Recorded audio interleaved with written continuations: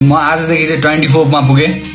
म 24 वर्षमा छिरेँ एन्ड त्यही हो। थ्याङ्क यू सो मच जति पनि जना हुनुहुन्छ अहिलेसम्म जर्नीमा साथ दिनुभयो, यो जर्नी हुनलाई साथ दिनु भइराख्नु भएको छ।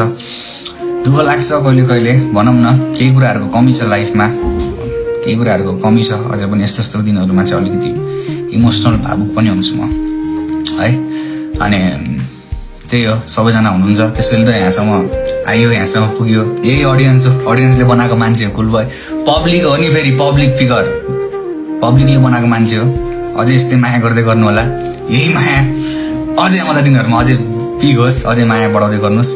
भोलिको दिनमा मतलब आज जेठ 14 गते हो, जेठ 14 गतेको दिनमा हाम्रो ग्याङले चाहिँ पोजिटिभिटी मात्रै फैलाउँछ, राम्रो कुरा मात्रै गर्छ भन्ने कुरा होस् है। भोलि 14 गतेको दिन आज नै भयो। 14 गतेको दिन कोही मान्छे गरिब दिनदुखी कसैलाई देखेर यदि कुलकोले माया गर्नुहुन्छ भने, कोही मान्छेलाई देखेर, कोही गरिब, कोही यताउति भनौँ न गली घरबार नभएको मान्छेलाई देखेर केही सहयोग गर्न सक्नुहुन्छ भने गरिदिनु होला हजुरहरूले। हाम्रो साइडबाट हुने कुराहरू हामीहरू गरिहाल्छौँ है, त्यो चाहिँ टेन्सन लिनु पर्दैन।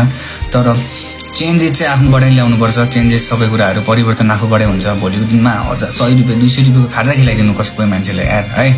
ओके, त्यति चाहिँ गरिदिनु होला सबैजनाले। भनौँ न 3.8K 4K अहिले वाचिङ भइरहेको छ।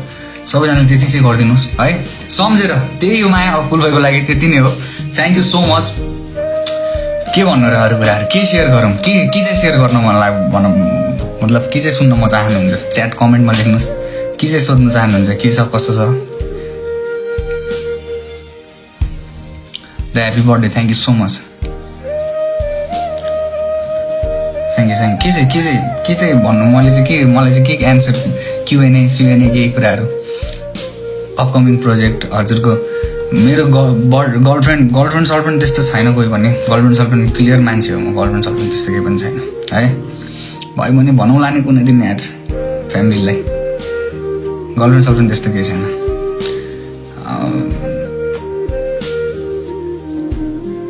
दाइ टिकटकमा कन्सिस्टेन्स यो डिफ्रेन्ट कुराहरू छ भनौँ न। दुईवटा विधा हो अलग अलग।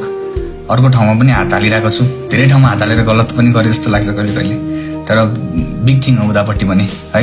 त्यसैले उतापट्टि पनि राम्रो गर्दैछु, त्यतातिर पनि राम्रो प्रोग्रेस भइरहेको छ। आफूलाई टाइम दिनुपर्छ।